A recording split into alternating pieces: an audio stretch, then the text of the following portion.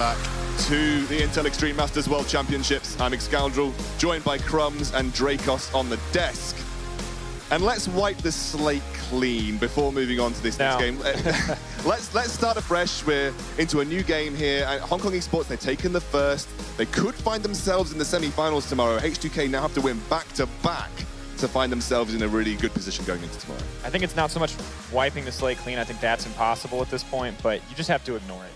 If you're a European fan, no, you have to ignore it. I still believe that H2k can win this series. I still believe that they can come out ahead. I want to see them win early game. I want to see them play more proactively. Okay, sure, maybe they could still win the series, but realistically speaking, the mistakes that they made here are the same mistakes that have haunted them for many weeks in the past. The late game shot calling, so many issues. It's like asking an addict to clean up for a job interview. Like, it's gonna stick out here. He's not gonna be, I don't think they're gonna be able to keep the composure for the entire thing, or like, it just does not look good here. It's the same issue that's kept recurring. Bold analogy. I think, anyway, I'm going to give a shout out quickly to our partner before we get into the Champion Select. We're going to look at Score Esports. They are our partner here at the Intel Extreme Masters. Go and check them out on iOS, Android, and the website. They also have a YouTube channel if you want guides, news, scores, stats, updates, everything League of Legends and esports related. They have it, so go and check it out. Now, we're going to be getting into Champion Select ASAP here. Is there anything that you think H2k needs to change up? I don't know if Civ has been working especially well for them, but I mean, what do you guys think? You're the analysts. I think Nuclear is a great Civ player. I think it has nothing to do with the composition that they selected. Sure. It entirely on how they played it out. So I think at this point you accept that you can't play that composition again. You can't execute on that composition. You can't execute in those late game team fights, and you find a different way to win the game. Is that all about the early game?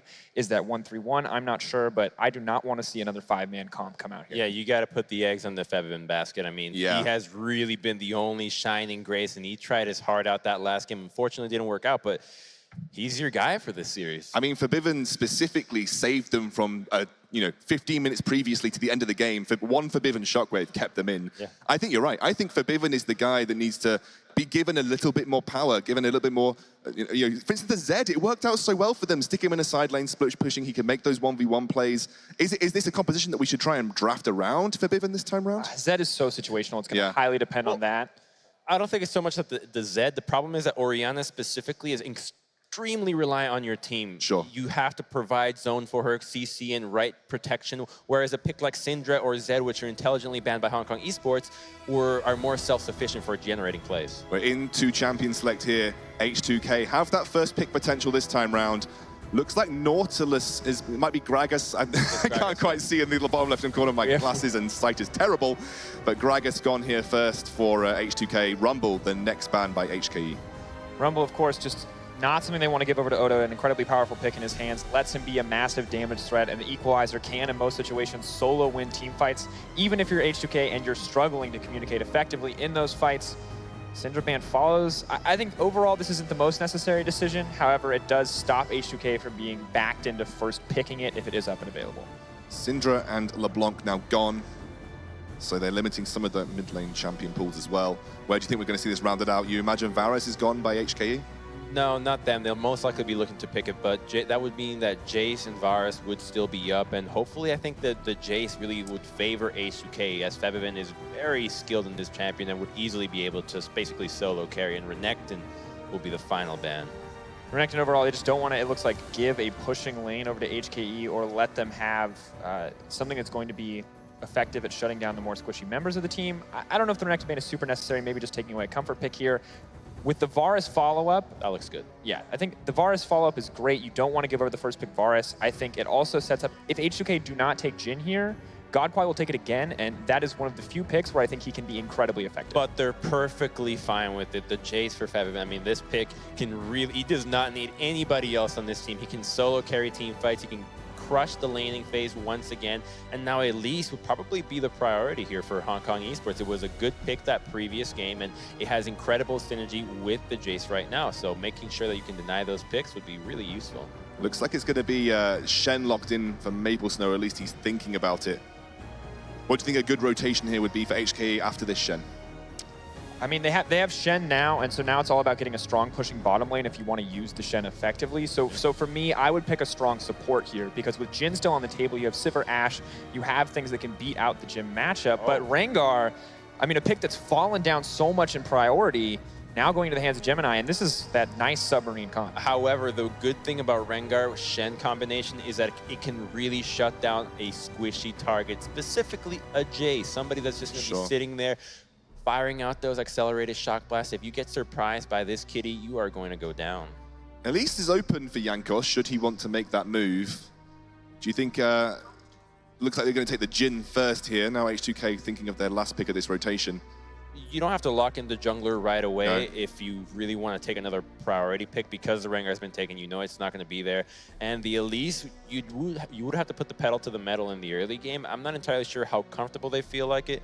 He was invading really nicely in game 1, but it wasn't too successful, trading flash for flashes and really not creating that much pressure. A little bit better play could have resulted in some first bloods, however. I like the Maokai because it's going to stop HKE from pinching the top lane pool. I also think that right now HKE are essentially forced into picking an AD carry here because there's so few viable and reliable AD carries in the meta right now. It's Sivir, and with Ashe, if they get banned away here, means the Jhin will guarantee a pretty safe matchup.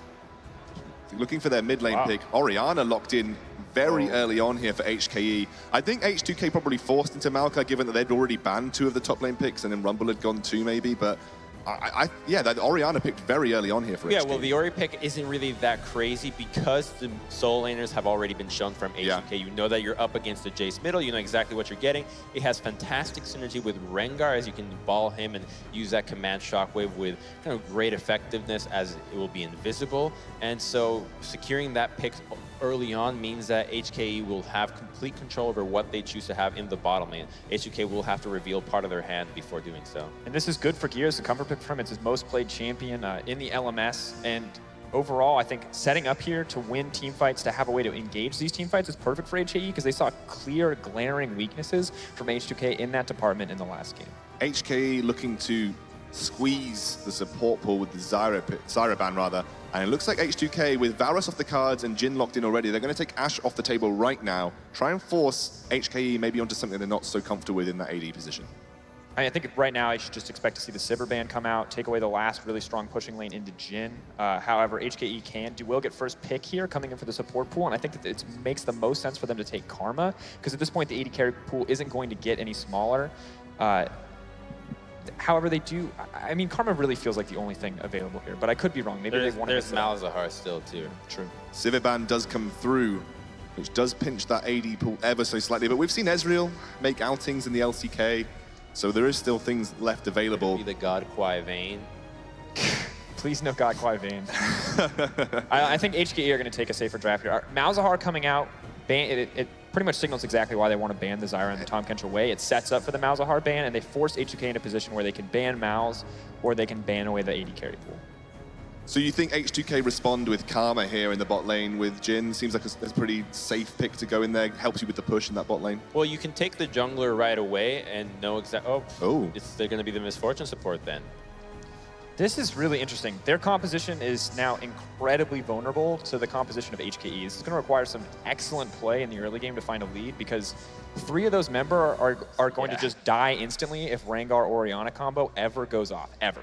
So this is a big gamble. I wouldn't have mind seeing a tanky support or a Karma here, but the MF is, I would argue, very greedy from H2k. It looks like an Ivern. Yeah, it looks like an Ivern being locked in. Okay. I will say that I like Ivern because it is going to give more tanky stats. It will make the Rengar much harder to play. Daisy disrupts a lot of the engage options. However, once again, I don't think Trigger Seed as the only source of shielding as well as redemption is going to stop Malzahar, Rengar, Orianna from blowing up your crucial team members. It's a bold draft with that Ivern pick, a pick that hasn't worked all tournament long, considering the pick has been nerfed, and you really rely on pushing lanes, which, while they do have that in the mid lane and bottom lane so-and-so, it's... I don't know, H2k. This is... I mean, I think they'll have bottom push priority. MF pretty comfortable into Malzahar, easy to proc the Void Shift, but I don't think that's enough. This feels like a gamble from H2k. Yeah. Looks like Caitlyn locked in here, and that's going to be the AD carry for HKE. Now looking at these compositions, H2k have given a bit more responsibility, I guess, over to Forbiven, giving him that Jace pick. He has the potential to do some serious damage there. Yeah, and Yankus has really taken a step back in his role as opposed to being that kind of crazy Lee Sin. He now is basically a shield bot and just throwing out trigger seeds every once in a while. But against Rengar as a pick, you have to be very careful in the jungle. Rengar can very easily chase you down if you get out of position, getting yourself low, prepping those camps. The most terrifying part about this for me is the bottom lane, because Mal's ult into Caitlyn trap into Rengar is you're dead. You're guaranteedly dead, and it's going to force attention on the bottom side of the map. And they already have a less than favorable matchup top side in Maokai and Shen early game. I feel like HKE have completely outdrafted H2k here. Doesn't look good for the start of H2k's potential comeback game here. We could really see HKE round this out. And with a performance like last game, admittedly the early game was shaky, but once they found their footing, especially with that Corki, they were really quite dominant against H2k. And if they can do that again, they'll find themselves in the semi-finals, and that will, I mean, I'm not even going to put it out there. That would be an upset, given what everyone was expecting. That would be an upset, and I think that's when we get to the point where first game was an upset. Yeah. Upsetting this. Upset because everyone got upset, but very true. Let's be Also, once again, I want to praise Hong Kong Esports because we've been very harsh on H2k, but Hong Kong Esports have exceeded expectations here. They punished H2k at every turn, and I really do feel that they have outdrafted them here, and that's fantastic to see. Super quick, one-word answers. Where we go in predictions? Well, Hong Kong Esports is like 4, so Hong Kong Esports. Okay, and then quickly, Dracos. I'm sorry, Poland. 3, Hong Kong Esports. Really? You really? I've got to wrap it up because I'm going to the casters, going over to Munchables and Froskurin. Thank you very much, guys. Our analysts really not sticking to their guns, both heavily in favor of H2k to start, now flipping over to Hong Kong Esports. I am Munchables. Welcome back to the Castades Froskurin. We're already into this match. Yeah, they've completely abandoned Europe. I'm not ready to give up hope just yet, but I do want to raise a big concern for me. So, Odo taking the Maokai into the Shin. Now, historically, Shin wins this just because on Q, he gets the percentile health shred, so he gets really nice trades. His passive means that he can also absorb a lot of that minion aggro when he goes for the trades, whereas Maokai, to kind of sit and survive the lane, needs to proc at least 5 abilities just to get sap magic to stay afloat. But the issue for me is late game. You know, Shin is always going to be the Maokai to the team fights if it comes to using your teleports cross-map, because the Stand United is faster than the teleport. Yeah. My big issue is that Odo is already having a huge problem syncing up with H2k every single time they use their teleports, and now he's going to be at a disadvantage where Maple Snow will automatically just beat him to the punch. Yeah, certainly in that first map of this series, there felt like there was a little bit of a disconnect in the communication between Odo Omni and the rest of the team, getting those teleports to work perfectly, getting those engages to work perfectly. And when we got to the macro game, it was Hong Kong that were kind of pushing the boundaries, making sure that they were getting the leads. Yeah, and H2k, again, praise can go for them for their early game. They were taking a lot of towers. They did win out early. Unfortunately, their composition that they had couldn't really snowball as effectively as other compositions with all of that early gold and putting them ahead of the clock that it did. You look at Hong Kong Esports, if it comes down to a 5v5, you know, they look just as strong as anyone else at this tournament. And frankly, H2k, that's been a big point of weakness for them, particularly through kind of chase positioning. There was a couple of fights where Zyra got chased out, wasn't able to help. Yep. This time around on the Misfortune. So even just as important to be relevant in these fights, to set up these nice bullet times. And we've got to take a look at this jungle matchup as well. Very, very different matchup to what we saw in the first game. Lee Sin versus Elise. Now, Ivan versus Rengar. 2 very, very different styles of champions to what we've seen from these 2 players. Ivern's always incredibly exciting to me just because of how his mechanic changes or fundamentally changes jungle pathing. The fact that there's no contest. If Ivern wants a buff and he has Smite, it is going to be his. So it pretty much demands that you either get pushing lanes and you multi-man invade him because you need to have kill pressure on a tanky opponent, or you just let it go. The issue here is that he's really dependent on pushing lanes if he wants to be a disruptive jungler, rather than just a very defensive Ivern. Like, he's got the fastest clear time in the game if he gets set up, but the Iverns that we've seen so far at IEM have kind of frankly just been a bit meh. Yeah, certainly has been the case so far. Jankos going to be looking to change that here in Katowice. But we've got to turn our focus towards this mid lane. First pick of the entire draft was Jace for Febiven. He went off last game. He had so many great shockwaves until right at the end of the game where they couldn't quite clinch it. Now he's got Jace, incredibly powerful pick. Do you think that's going to be enough for him to kind of stay in this series for H2k? I mean, we've seen perks go off on Jace, I believe, just yesterday. Gear, also very well known for his Orianna, so it's going to be no slouch in the 1v1 matchup.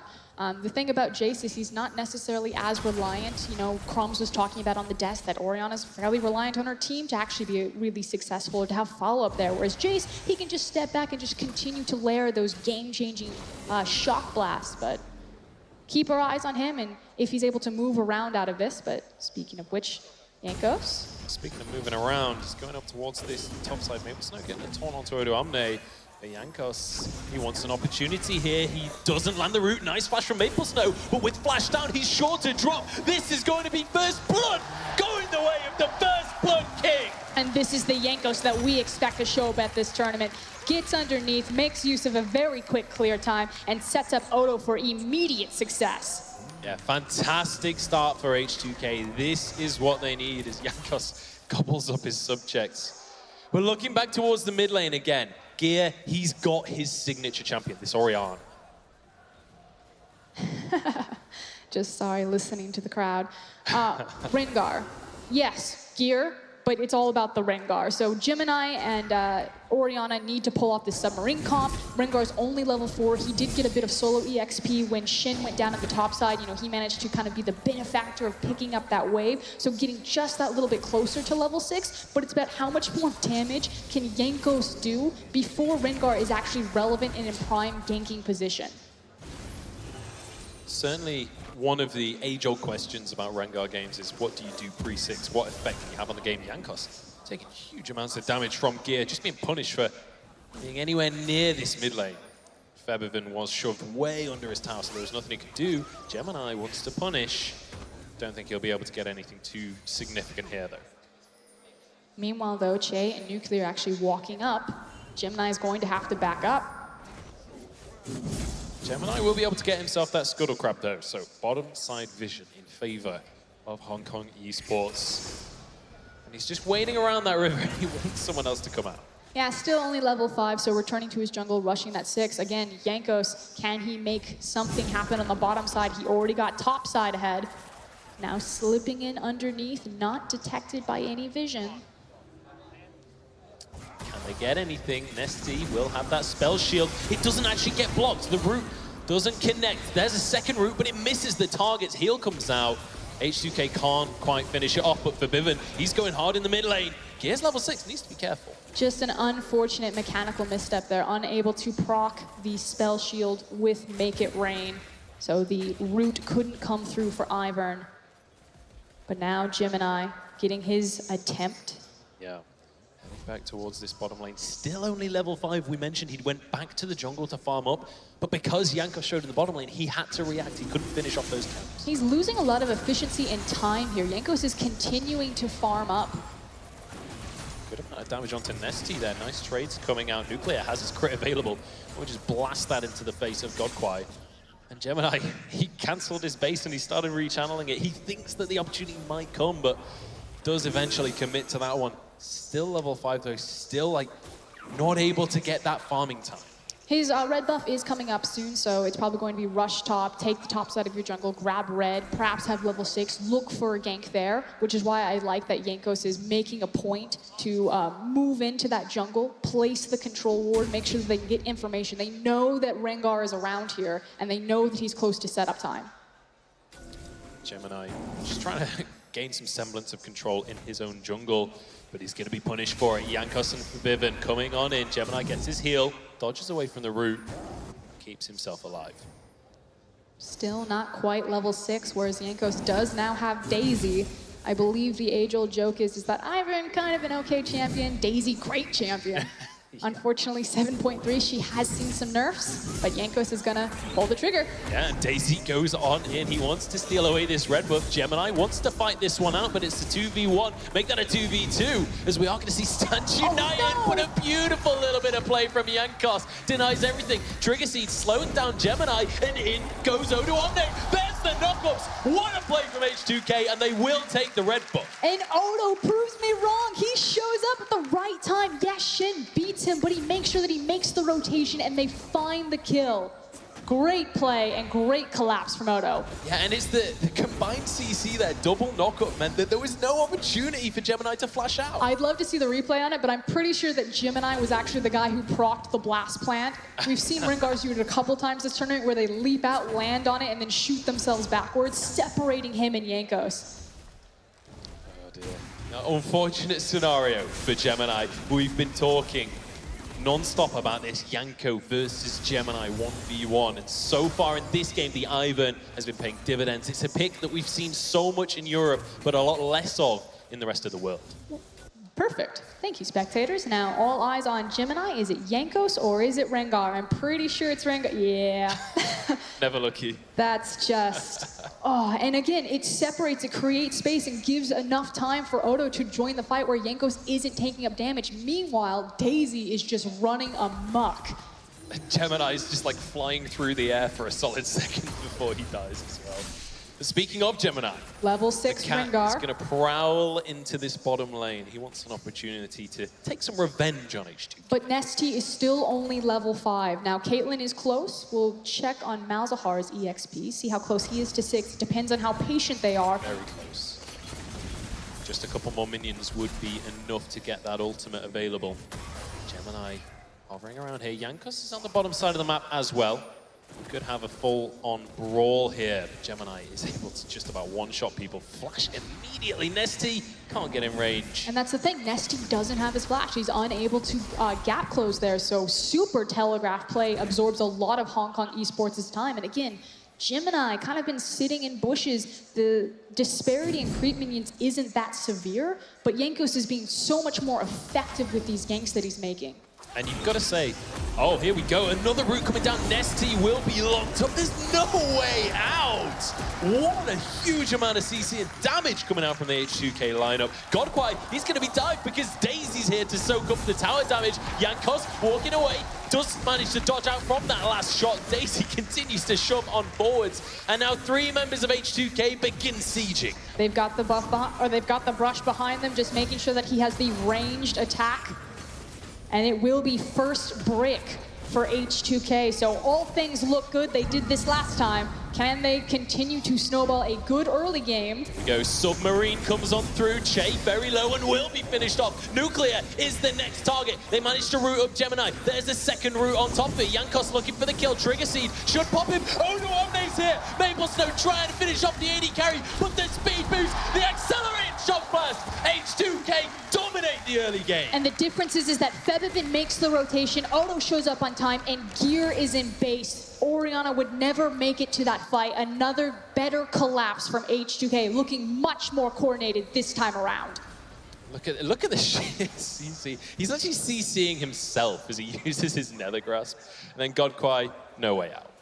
Yeah, just walks him down with Daisy. Now, this is quite clever from Gemini. He hangs around. Obviously, the communication is that we have the Stand United. We can look to counteract this play. But Maokai also has his teleport, and more importantly, Gear isn't there. He's in base. So just frankly, a mistake from HKE to think that they could burst people fast enough before the rest of the team arrived and they were at a numbers disadvantage. Yeah, and there's the shock blast to finish off the fight. It was Odoamne that finished it in the end, got that kill credit, but this has been... I mean, we kind of criticized the coordination from H2k, but there's no time to talk. Maple Snow is the target. Shadow Dash gets himself out of there, but Daisy, she wants the knock up onto this one. There it is gonna land. Maple Snow can walk away though. No real follow-up, but the pressure onto this top tower is gonna be real. Yep, we've changed your lane assignments around. It is a little bit harder to siege with Daisy, but again, she's kind of slowed them down to this this tower defense, and they've gotten quite a bit of chip damage there, so Stiff Breeze will knock that one down, depending on how patient H2k want to be with it. That's going to be the question, but Jankos very aggressively pushing forwards here, looking for the route, looking for the way into that mid lane. Gemini and Nesty would have been around. I'm not sure that would have been the safest dive ever. It would have been onto God-Kwai, who doesn't have flash. But now they're pulling Odo. They're still going to try to threaten this dive if he can get to the side. Oh, Maple Snow, curtain call, going through, but he's just guessing at the dark, going to use those shots to just clear the minion wave. Exactly, push those minions forward. So again, they were patient, stiff breeze, tower will fall, and it's just like last game. H2k, another good early game. Yeah, it is like last game, but not the same, because this lead is huge. 5,000 13 minutes. H2k, super strong footing. What we saw last time was when we got to the mid game, they didn't know where to go from there. They didn't know how to keep pushing it. Can they make it happen this time around? And specifically, they really struggled sieging into a composition that, to be fair, was hard to siege into, but particularly because they weren't managing their side waves as well as they could have. They were just pushing free creeps into the wave clear of the Corki and the Gen. If they manage their pressure points a little bit more, pull Hong Kong Esports from lane to lane, trying to pick up farm, and then make the picks, they can be more successful. So we know that H2k in the early game have a good blueprint. Can they translate that to mid game? And more importantly, can they close out in late game? I love how in the mid lane for the last sort of 3 minutes, we've ended up having Forbidden versus God-Kwai. AD carry versus mid laner there. But he is just going to be trying to soak up those minions, try and deny the push. But with both outer towers in the side lanes already taken, they can definitely look towards mid. Or they can look towards Dragon, depending on how they want to set this one up. Again, what they need to do is get a push for Odo or get him a window where he can start moving over. And anytime that Maokai is just sitting and threatening towards the side of Hong Kong Esports, they will have to respect and back off the tower unless they have all 5 members ready. Gemini blast coning himself away from this H2k lineup. Forbidden kind of threatening there, but doesn't want to go full hog for that one. Dragon, an objective that last game was heavily prioritized by both teams. This time, not so much. But also not until very late, and that seems to be the same case this time around, as now we're approaching the tower. Odo's there, and just like I said, Maokai approaches, and Hong Kong Esports, they're late to the punch. They don't have the correct number of members in position, and they have to give it up. And when the Maokai walks forward, when Odo Omni just strolls at you, he's 2-0-2. He is almost 50 CS, 40 CS up, I should say. He is over 1,500 gold ahead of his lane opponent right now. Who can stand up to that tree? He is happy to walk under tower. Into 2K in a matchup that normally Shin is very confident in, so Jankos really exploiting that early game and giving him the advantage. Now they've got control of all of the outer towers down. They feel confident to turn, and RNGesus is on their side. It's another map break. Yeah, fantastic start. Just as they begin to siege the tier 2s now, they will have that extra damage in their arsenal. And I just want to try and visualize that gold lead that Odo Omni's built up for himself, because at 15 minutes in the game, 2,000 is a significant gold lead for an entire team. He has that in just his lane. And it's incredibly potent on Maokai in particular against Hong Kong Esports composition. Armor and resistances are just so cost efficient, and they mean so much. It's like when we use the term low econ, what does it actually mean?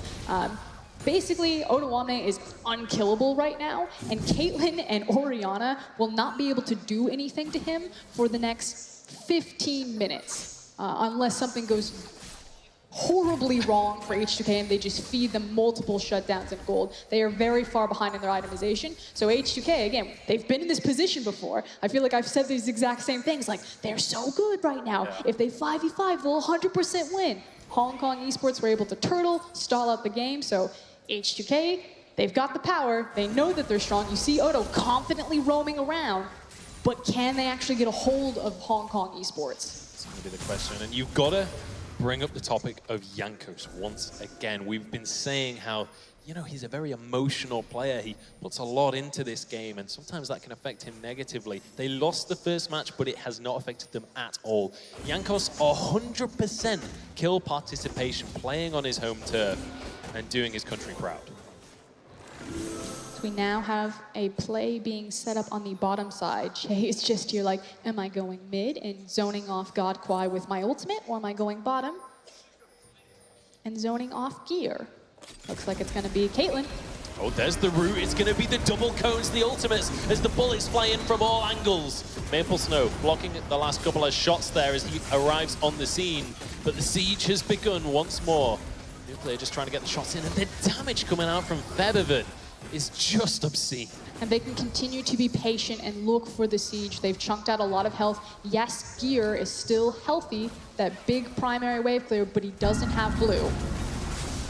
There's going to be the final shock blast needed. Gemini, he wants to go in, but I don't think there's really a chance for him. And much better side wave management this time from H2k. They have a wealth of options available to them. They break mid tower, they're going to steal the red buff. If they really want to overextend, pop to look top lane, I say you just reset the map back and get back in position and don't lose tempo advantage. HKE, as soon as they get back on the map, they're going to have to spend time resetting most of these lanes. And it has to be said, this is a very different HKE to who we saw in the first game. Last game, they were decisive, they were proactive. Every time there was a mistake from H2k, they punished it and they took huge amounts off of that. This time around, they've been nowhere to be seen on the map. Gemini was in the early game, he was trying to counter gank, but nothing really seemed to work. I mean, we do know that Hong Kong esports are vastly outplayed in terms of the early game. This is twice now that H2k have just run them around the map. It's these scary moments when the game turns into the 50-50 that they've really, thrived. So you see that individual performance peak. We know that Gear can step up and, possibly get quadra kills, but they haven't been in a situation to succeed. And right now, if they do look for a 5v5 where they have been strong last game, frankly, they'll just get bodied. Yeah. H2k's comp is just too far ahead right now on the right pieces. That's the thing, while they want a 5v5, H2k is never going to let that happen at this stage. There's no reason to, with the amount of long-range poke damage that they can just shell out over and over again. And if H2k can just force those siege scenarios, force a situation where they could just disengage or go for the fight when everyone's half HP, it's a perfect scenario for them. But to siege correctly, you need to take control of the creep waves. Now, they're doing a good job. You can see that Feathervin's on the bottom side of the map right now, already prepping. Yanko's placing the triangle vision and moving over to support. The nice thing about this composition is that with Ivern, again, yes, Daisy got nerfed, but she still sieges really well in a setup like this. Curtain call is going to be used here. Gemini happy to stand there and block a few of the shots. He's going to be half of his HP gone, though, and this is the siege we've been talking about. In the meantime, Odo Omne shoving up in that top lane, making sure it's not easy for Maple Snow to just come back down. Trying to get as much damage out as he can. And again, the window's closing. We know that Maple Snow will beat Odo to these fights. So I like the fact that Odo is just playing kind of a split duty pressure. He's got top pushing in, he's going to push mid in, he's going to walk to his team and not have to be forced to use that teleport. So much smarter, much cleaner, much slower game from H2k. Yeah, it is a dangerous game, though, because against something like a Rengar, if they start to misposition... Oh, my goodness, the damage out of Featherford. Shockwave misses everyone. And that is a huge cooldown. That is the nail in the coffin for this tower. H2k are just going to run this one down, and Hong Kong Esports, frankly, don't have the cooldowns to defend it at this point. Yeah, this should finally drop at this stage. Still ultimates available. Nuclear doesn't have his curtain call, but bullet time would be enough to just push everybody away. And Odo Omne's behind. Yeah, if they stay here, there's no problem. Odo, if the tower drops, he's just going to walk behind them. More shockwaves, more shock blasts, sorry, coming on in. They can't quite go for it. Gear is able to keep wave clear. Pop Daisy. Just as the wave is coming, pop Daisy and Hong Kong, H2k, come on, go! They've got to force something here. They've got to take this objective. This is what we saw last game. They got to this point, and then they struggled to finish off the objectives. Daisy comes out now. They kick off the siege. The minion wave is here. Gear is going to get rooted up. There's the bullet time melting his armor. He's so low. There's the final shot coming on out as well. The tower has fallen as Maple Snow gets rooted up and finished off by Odo Omne. It's not just going to be one tower here. They're looking for inhibitors. And this is what we expected. They finally pull the trigger. They finally get brave enough, and this is how the comp works. Yes, Ivern has had the nerfs, but it's still the same siege comp, and Hong Kong Esports have no idea how to deal with it. Fantastic play out of H2k. 8-1 is the scoreline. 10,000 is the gold lead at just 22 minutes. And now they have the Baron inhibitor unlocked, which means that Hong Kong Esports will have to contest with those super creeps on the bottom side, as well as the inevitable Baron pressure that H2k are going to apply to them now. Now Kitty Cat Maokai is chasing the Rengar, saying, I'm the best Kitty Cat on this rift. Gemini has to blast Cone on out of there. And Odo Omne, not afraid of anything. 3-0-2. Just look at the gold disparities. It's hard for me to highlight one when every member is so far ahead. And you have to go back and credit Jankos. It was really his early game decision-making that snowballed multiple lanes, you know, got Odo in this very confident position, then rotated bottom right after Gemini had failed his own gank. And it's just been a story of who was the more successful jungler, and this time it was Jankos. Yeah, and I mean, 100% kill participation for him. And one of the beautiful things about when you play Ivern is he can go for that kind of second support role. He'll have so much vision to dish out and so much utility in these fights, and it means that that early redemption doesn't have to be built by Che. And it makes the 5v5 that much easier for H2k because they do get the benefit of having the redemption, of having the locket. Like you said, also compensating the fact that they have a misfortune, so she's really not going to build those items anyway, as well as having the double sightstone. So again, H2k, they kind of struggle in their correct objective setup and in their late game team fighting, and it feels like having a secondary support role, even though Jankos is such a bloodthirsty jungler, has shored up a lot of those problems this game. I mean, you call him a bloodthirsty jungler. It's not like he's been passive on this either. He has been all over the map, making sure those kills are happening. And now, up towards this top side, H2k go. The supers are continually shoving in this bottom lane, and Odo Omne making sure that is the case. But I like the fact that they're not just immediately going to the Baron. They're continuing to play the siege composition, take these structures, and recognizing that the only way that Hong Kong Esports actually get back in this is that if they get that miracle Baron steal. So why even bother? We can beat them without it. Yeah, and now Odo moves around to that mid lane, keeps shoving that one in, so somebody has to deal with it while the supers are being dealt with in the bottom lane, and that opens up this top lane, tier 2, another tower for H2k. A near perfect game for them as they have only lost one death so far, and the siege begins once more. Report misfortune. Yeah, God Kwai does get rooted up here. Gemini wants a way into the fight, but yeah, and as soon as you hear that Rengar ultimate, just back up, huddle together, absorb that cooldown. So much wasted effort. Hong Kong Esports, they're getting a bit desperate.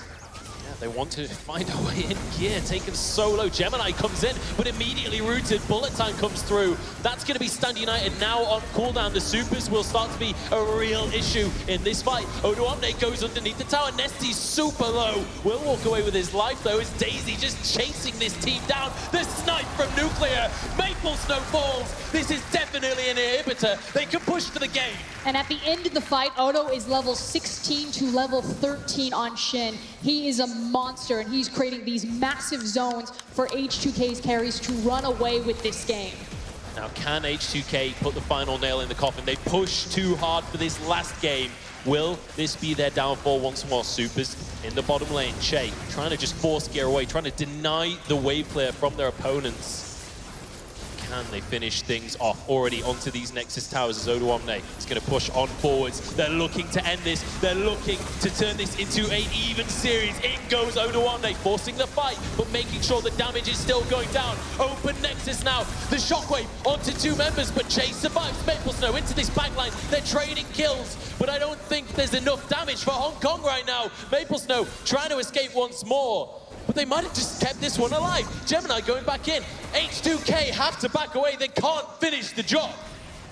So close. Overstepped just slightly. Unfortunately, it's so early in the game, only 26 minutes. HKE were able to consolidate their resources, get back to spawn, heal up, and it was really kind of the second wave of Orianna pushing off H2k, but their base is open, everything is bleeding, and as we take a look at this replay, just check out Odo. That's his health after he's been taking the tower. Yeah. Like, this Maokai is unkillable. All he has to do is step in front of his team, and there's nothing Hong Kong Esports can do. Now, Gear's trying his best, getting the ball underneath and hitting the back line, and this is slightly where they overreach, because why not just focus down the tower, so a bit split there, because Nuclear is placing all of his damage on the structure, while they're trying to zone off the team, and that's when Gear hits that massive shockwave, refreshes his mana bar, and comes back for round 2. Well, we have had a kill during that replay. Nesty has been caught out. He's trying to get some kind of semblance of vision. Gear having to flash away as Bebevan going for this one. Redemption in onto the fight. How far can he go in? Bullet time comes through. He survives. Dangerous game. Keeping the mid laner alive. Maple Snow can't do anything about it. Nuclear got found out. But the rest of H2k barrel forward towards the Nexus with a 15-3 scoreline. A dominant second game, but H2k just finished the game. They want more kills, getting Gemini down. This will be the Nexus dropping, and H2k stay in the series. The desk criticized Che's misfortune pick, but comes out huge in that last team fight. A massive bullet time. That said, the damage had been done at that point. H2k, that's what we expect from a top team in Europe. Yeah, absolutely. H2k showing what we should have seen in game 1. They had the early lead both games now.